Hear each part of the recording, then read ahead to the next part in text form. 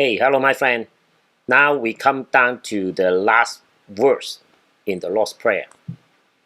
And lead us not into temptation, but deliver us from the evil. Uh, Finally, we get to the last part. And remember, at the beginning, I explained that the Lord's Prayer has two parts. The first part is about God.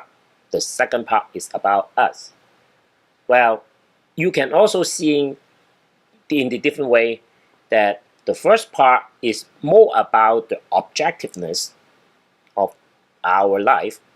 The second part is our subjective part of our life.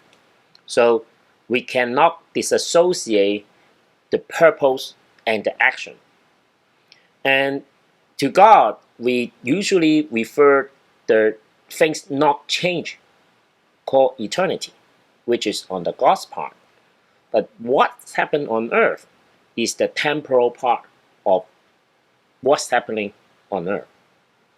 And even more deeply, if we go deeper into it, is our life and purpose is on the eternal side, but our life and living is on the temporal side.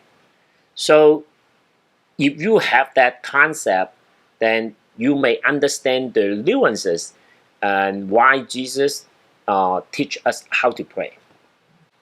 The temptation has the common pattern. What it's trying to do is to disconnect these two parts. Now remember, everything coming from the God's part and reflected in our life, in the our part. If we ignoring the God's part and just looking at our part, our life become meaningless. So if we disconnect the purpose of our life, our living is become very mechanical and fighting for our life. This is what God wants. What God wants is that we living a purpose-driven life. The temptation is trying to disconnect the purpose with our action. Disconnect the objectiveness of our subjectiveness and essentially disconnect our long-term goal with a short-term one. So the temptation is all about trying to disconnect these two parts, the God's part and our part. Just a slight twist of the truth, it would be between the life and death. Many people misunderstood this, that they try to use the end to justify the means. This is obviously wrong. We care about how we carry out our life and how to get to the ends. So I hope that this gives you some rough general idea how the temptation work in our life. Now let us understand the temptation a little bit deeper. The temptation is the door to our corruption. So there's a two type. First type is the passive temptation. Usually is referred to our bad habit. All right. So or maybe something that we don't want the people to touch on. For example, when I was a kid, actually I have a scar around here. So I really agitated if someone, making fun of it. So usually the people call it the hot button. Okay, whenever who touch that part, you explode. This is basically something that you so care about is become controlling you. There's some good teaching, all right, even in the Bible, saying that in your anger, do not sin, do not let the sun go down while you are still angry, and do not give the devil a foothold. Or also you can learn it from school or books or others. Usually the moral standard or even the theory will easily stay in your head and passive in nature. But when it comes to the time for the test, with the real temptation, we may fail in front of it. So what is the real motivation to stop us from being tempted to do something that we don't want?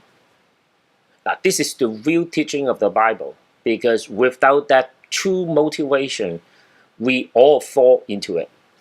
But before we get into the deeper truth about how to go against the temptation, I want to share one thing with you is that most of this temptation have the evil intent in disguise. Once you cross the line, you will start to know that you're being manipulated. Yeah, I learned enough to avoid most of the temptation, but I can't guarantee for the future, but at least it is not easy to tempt me. Okay? Now, the second type is the active temptation. This one you need to be really careful. Sometimes when you get one thing wrong, you will usually get more things wrong also. They come with a bunch. Well, this phenomenon might indicate that you may have a blind spot. It is not because we are not intelligent. Maybe there's something that we overlook. We call it a spiritual blindness. Especially be careful if someone explicitly tempting you. We usually call them a devil. Okay, so for those people push forward ideas that and have the intention to fool us into believing what they want us to do is good, but actually hurting us. We call them evil. All right.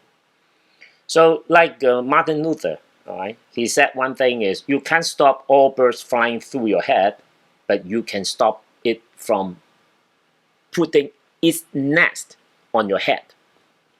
We may have many evil ideas flying through our head, but you can stop it from gaining a foothold. So this is somehow referring back to that Bible passage is do not give the devil a foothold. So once you realize that it is a bad idea or tempting idea, tempting you to manipulate you, you should stop and run away. Now come to this point, why we need to pray for this? Are we all educated enough to avoid that? Obviously, the humankind is fall into the temptation. We essentially can't resist the temptation. The ability of resisting the temptation is a miracle by itself. It is the grace of God. No matter how smart or how much education you have, everyone fall into the temptation. Almost no one can avoid that. Now, you may heard of a lot of story is that when some people, they might need to live away from home without their family. I can tell you is that all kinds of temptation may come. I'm not saying that I can resist those who are tempting them, but I'm glad that I have enough faith to understand I would not be fooled with the things that I don't want. God will provide other means to satisfy my needs. As the Bible says, lead us not into the temptation, but deliver us from the evil. Remember, we cannot use the ends to justify the means. This is the usual tricks that the devils use. If you recognize this pattern, you can avoid most of it. Even though we fall into the temptation as the worst, as long as we learn the lesson and come back with a conviction to our bad, we are still in the family of God. I hope you gained something useful today. See you next time. Bye.